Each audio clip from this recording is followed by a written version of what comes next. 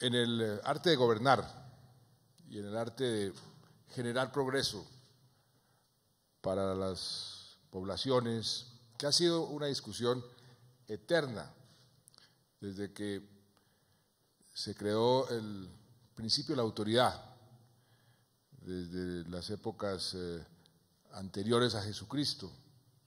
¿Cuál es la mejor forma de gobierno? ¿Qué se debe hacer para que el gobierno sea efectivo? Es una discusión eterna y una discusión que va y viene. Aquí se aplica con mucha precisión la ley del péndulo. Discusiones que hace 30, 40 años se daban hacia un lado, hoy se dan hacia el otro. O sea que cómo gobernar mejor es y debe ser una discusión permanente, porque las circunstancias cambian, las democracias tienen que adaptarse a esas nuevas circunstancias y los gobiernos también tienen que irse modernizando y volviéndose cada vez más efectivos.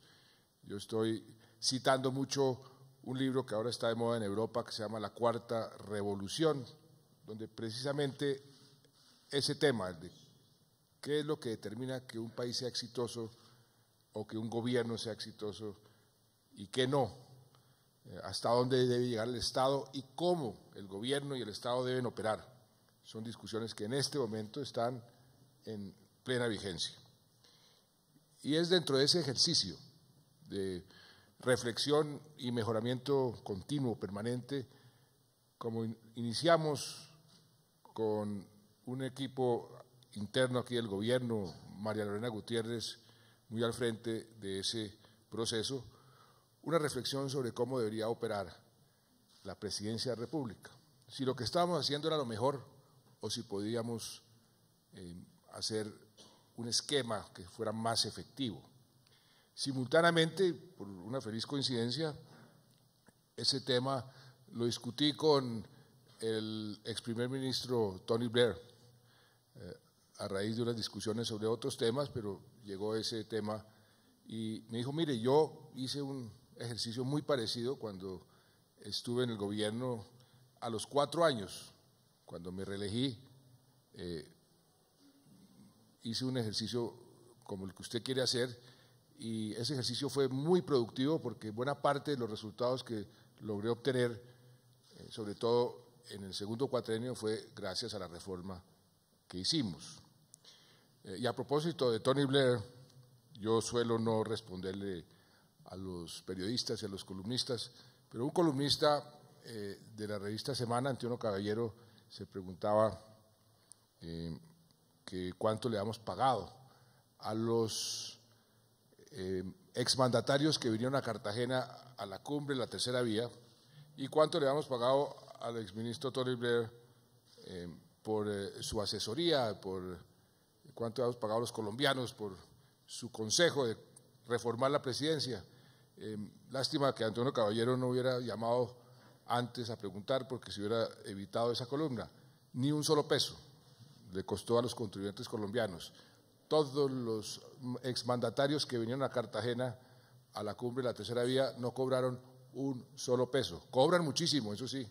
Cuando van a dar conferencias, el presidente Clinton, creo que la tarifa de él es de más de $150.000, lo mismo la de Tony Blair, lo mismo Fernando Enrique Cardoso, expresidente de Brasil, lo mismo Ricardo Lagos, lo mismo Felipe González, pero ninguno de ellos nos cobró un solo peso. Y al contribuyente colombiano esta asesoría de Tony Blair tampoco le ha costado un solo peso.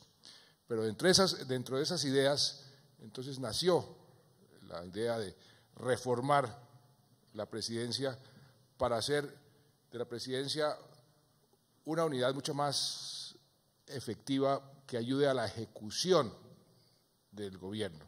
Y esto pues también tiene una feliz coincidencia porque la elección de Germán Vargas como vicepresidente viene como anillo al dedo porque lo que queremos en estos 4 años es resultados, que las cosas se hagan, se ejecuten. Y ahí pues vamos a tener ahora en la presidencia un equipo de lujo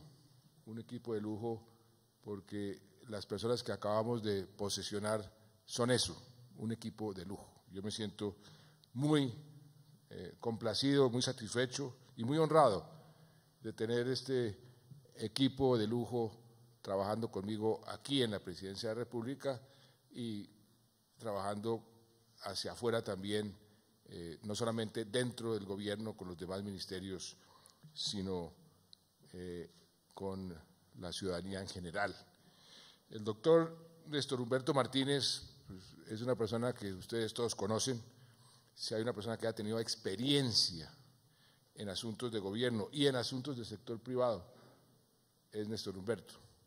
Experiencia como ministro del Interior, experiencia como ministro de Justicia, es una persona muy reconocida y muy respetada por todas las cortes, por todo el estamento judicial, pero también por el sector privado, donde ha hecho una labor como abogado que se ha destacado siempre, y en el gobierno pues conoce como la palma de su mano la administración pública, la forma como opera el gobierno, y él pues asume este puesto de ministro de la Presidencia. La gente se pregunta, ¿eso qué es? Ministro de la Presidencia existen en muchos países, es dentro del equipo, todos los integrantes de un equipo de fútbol, por ejemplo, son igualmente importantes. El equipo es equipo, pero hay alguien que los coordina, alguien que sirve, por ejemplo, en el básquetbol de pivote, que reparte juego. Ese es el ministro de la Presidencia. Aquí no hay superministros, aquí hay ministros de excelencia y ministros excelentes. Y Néstor Humberto va a coordinar esos ministros de excelencia y ministros excelentes, y va a ser también un consejero permanente en todos los asuntos que el presidente tiene que lidiar, que son muchísimos y cada vez más complicados y más difíciles. Yo estoy muy complacido de tenerlo a mi lado en este equipo de excelencia. María Lorena Gutiérrez, la descubrimos hace 4 años como decana en la Universidad de los Andes, decana de Administración. Yo doy gracias a Dios todos los días por ese descubrimiento, porque ha sido para mí una persona fundamental y así seguirá siendo. Está donde uno la necesita, siempre con el consejo pertinente, con el consejo adecuado, con unas formas extraordinarias de manejar las situaciones. Cuando hay, como dicen popularmente, un chicharrón muy complicado, llamo a María Lorena, hágame un favor y me ayuda a resolverlo, y siempre lo ha hecho con lujo de detalles. Ella tendrá a su cargo una serie de funciones específicas, pero aquí también quisiera decir y recalcar que esto es un equipo. Entonces, aquí no va a haber, aunque sí hay, y es bueno que haya una serie de limitaciones sobre qué hace quién y hasta dónde llegan pues cada uno de los funcionarios. De todas formas, el concepto de trabajo en equipo es muy importante. María Lorena, por ejemplo, pues todas las relaciones con el sector privado, que es tan importante, el sector productivo, los líos que se generan, donde se requieren que varios ministerios participen en la solución de esos líos, de esas complicaciones, pues ahí estará presente. Nosotros tenemos una responsabilidad inmensa y un desafío enorme en seguir esa hoja de ruta para ser miembros ya formales de la OCDE.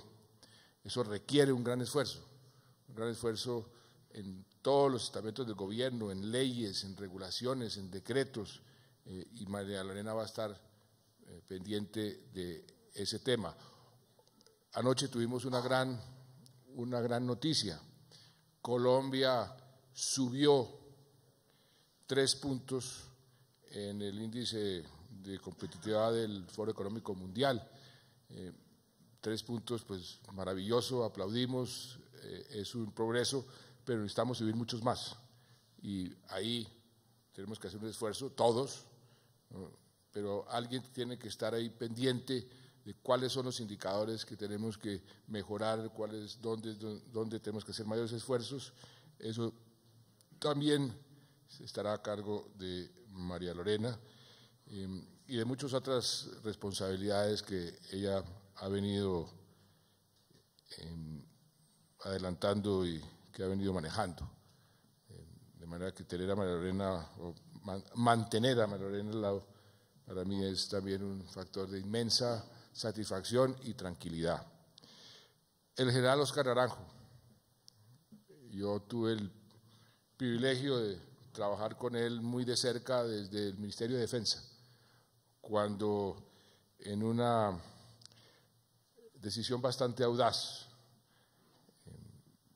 logré convencer al presidente Uribe que la persona para dirigir la Policía Nacional era el general Naranjo. No habían sino 12 generales por encima de él. Yo utilicé una frase que el presidente Uribe solía repetir, que decía que Napoleón nombraba a los generales eficaces y efectivos. Entonces le dije, apliquemos esta noción de Napoleón en la policía, y así llegó el general Naranjo, gracias a Dios, a la dirección de la policía, e hizo una labor extraordinaria. Tan es así que fue considerado como el mejor policía, no de Colombia, del mundo entero. Y lo reconocen y lo siguen reconociendo en todas partes, lo siguen consultando en todas partes, y el país lo conoce muy bien. Ha hecho una labor extraordinaria en el proceso de paz. La presencia del general Naranjo ha sido muy, muy importante. Sus conocimientos del enemigo, del adversario, porque ahora hay que, según el general Valencia Tovar, decirles adversarios y no enemigos, de la contraparte. Eso ha servido enormemente para avanzar en el proceso. Seguirá estando en ese proceso porque sus luces en estos temas que faltan por definir, como son el tema de la justicia transicional y sobre todo el tema del DDR, del desarme, la desmovilización y la reintegración, pues, el conocimiento del general Naranjo va a ser también muy importante.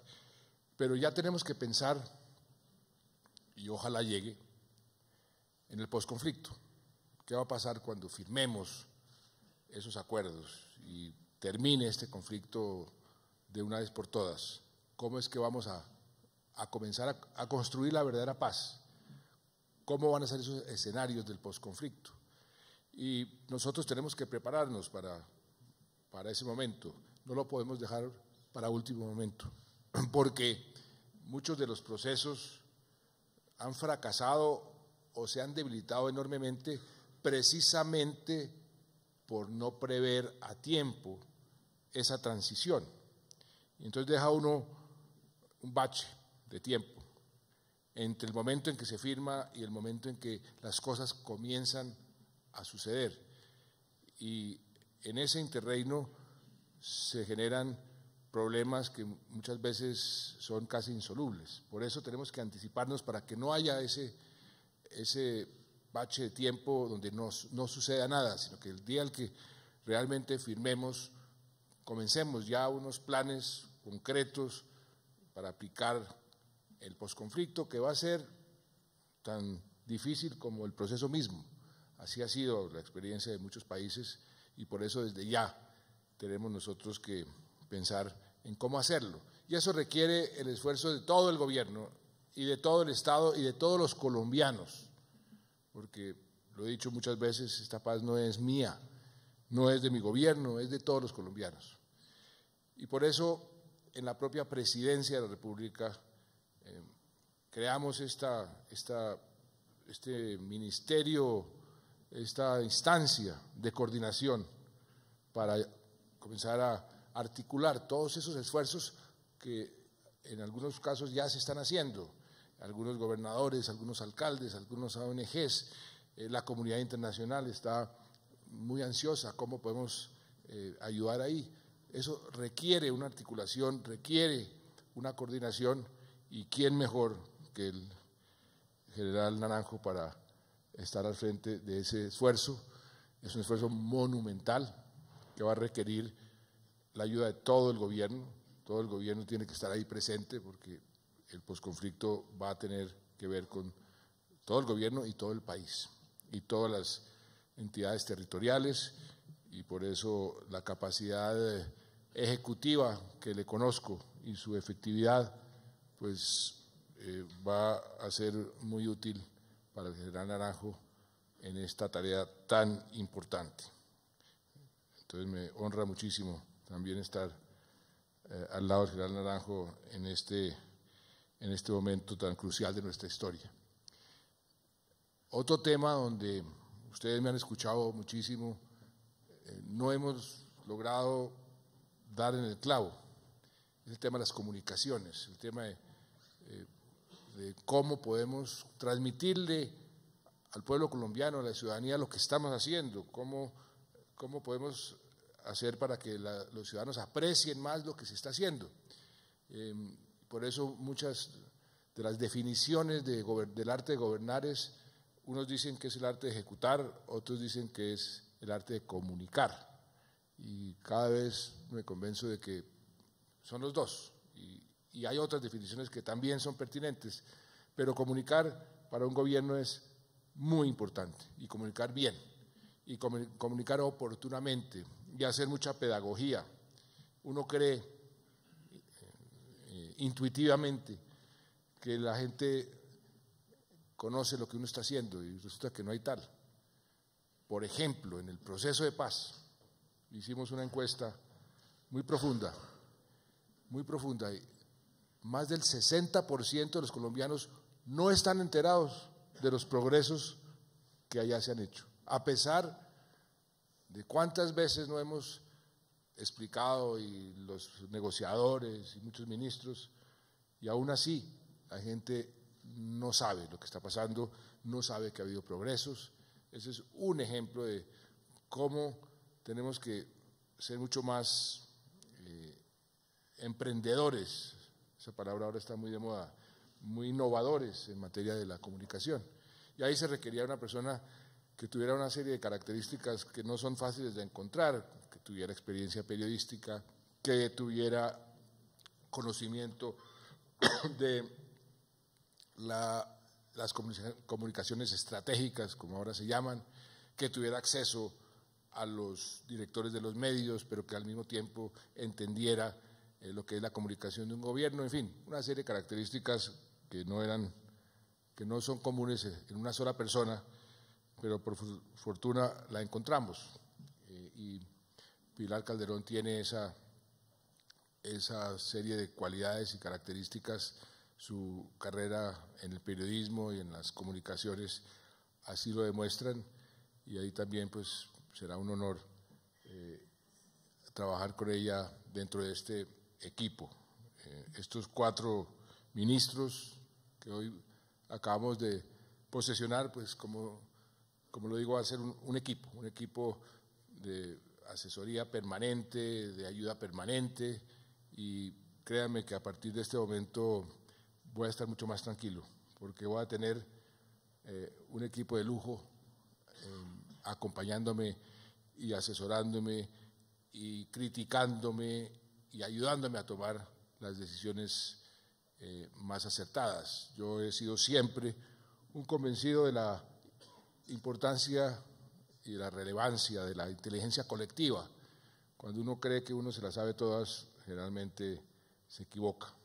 Y cuando tiene un equipo de gobierno, el equipo más inmediato como el que acabamos de posesionar, o un gabinete como el que ahora tenemos, y unos altos funcionarios como los que estamos nombrando, pues eso es inteligencia colectiva, y eso hace que el gobierno se equivoque menos, acierte más y dé mejores resultados. Y en ese orden de ideas, pues los funcionarios que también posicionamos el día de hoy son funcionarios idóneos, son personas muy apropiadas para los cargos que van a ocupar. Mi secretario privado, una persona tan importante para el presidente, Enrique Ribeira, es una persona que donde ha estado ha sido efectivo. Un secretario privado lo que tiene que ser es ser efectivo, tener una infinita paciencia, tener porque es el pararrayos de todo. A él le llegan todas las críticas de por qué el presidente no recibe a todo el mundo. No hay nada más difícil que manejar la agenda de un presidente, el acceso al presidente. Todo el mundo quiere acceso al presidente, y escoger quién sí, quién no, cómo y cuándo es una tarea muy ingrata, pero muy importante. Pero no solo eso, sino todo lo que encarna un secretario privado, pues creo que también acertamos al escoger a Enrique para este cargo que para mí es tan importante. Y Guillermo Rivera. Guillermo Rivera ha sido una persona comprometida con algo que en este momento es cada vez más importante: el respeto por los derechos humanos. Nuestra Constitución misma es una Constitución donde lo que dice en todos sus artículos es que hay que respetar los derechos humanos. Es una Constitución garantista. Yo digo, aquí en el respeto por los derechos humanos simplemente hay que cumplir con la Constitución. Lo que pasa es que comienzan los conflictos entre los derechos, que es algo que también es una discusión permanente en el mundo. ¿Qué derecho es más importante que otro? ¿Cómo podemos priorizar? Eso es una tarea que la Constitución del 91 dejó como en el aire. Las Cortes y la Corte Constitucional ha venido poco a poco estableciendo esas prioridades, pero entre tanto el respeto por los derechos fundamentales, los derechos humanos básicos de la sociedad, pues es algo que toda nación, todo gobierno tiene que buscar y tratar de encontrar en la mejor manera, en la manera más eficiente. Nosotros venimos de una historia macabra de irrespeto, de violación a los derechos humanos. Durante muchos años nos mantuvieron en todas las listas negras en materia de derechos humanos. Afortunadamente, en estos últimos 4 años hemos logrado salir de esas listas negras en Ginebra, en Washington. Estuvo aquí la semana pasada, o esta semana creo, la semana pasada, la Comisión Interamericana de Derechos Humanos, donde nos ratificó que ya no estábamos en esa especie de lista negra. A ellos no les gusta que les digan lista negra, pero así es como se sienten los países cuando uno está en la lista negra. Esa es la realidad, pero afortunadamente ya no estamos por segundo año consecutivo. También en Ginebra nos sacaron de la lista negra, y no solamente mantenernos afuera, sino lograr que el respeto por los derechos humanos, o al contrario, el irrespeto por los derechos humanos, deje de ser un problema en Colombia, que seamos un país normal. Claro que para eso necesitamos la paz, porque si hay algo que viole, que rompa con cualquier situación de respeto por los derechos humanos, es una guerra. La guerra sí que se respetan todos los derechos humanos. Entonces, si logramos la paz, vamos a poder ser un país normal también para los derechos humanos. Pero mientras tanto, tenemos que velar porque dentro de la guerra misma se respeten una serie de derechos y se le pueda dar a la población las mejores garantías. Y sé que Guillermo es una persona totalmente comprometida con esa causa, una causa que enaltece al gobierno colombiano y al Estado colombiano. Y es algo que todo Estado debe tener como uno de sus principios básicos o de sus brújulas más importantes. De manera que, como les decía, esta noche voy a dormir más tranquilo teniendo este equipo a mi lado. Nos queda un trabajo muy interesante, duro por delante, pero sé que la sinergia que se va a crear en este equipo aquí en la presidencia y la forma como se van a relacionar con los demás ministerios, con el gabinete, porque desde aquí lo que se va a hacer es ayudar a que cada ministro sea más exitoso, cada ministro pueda dar mejores resultados. todo dentro de ese concepto de trabajo en equipo. De manera que bienvenidos a Palacio, los que no estaban, los que están, como me complace que se mantengan y a partir de ese momento a trabajar. Muchas gracias.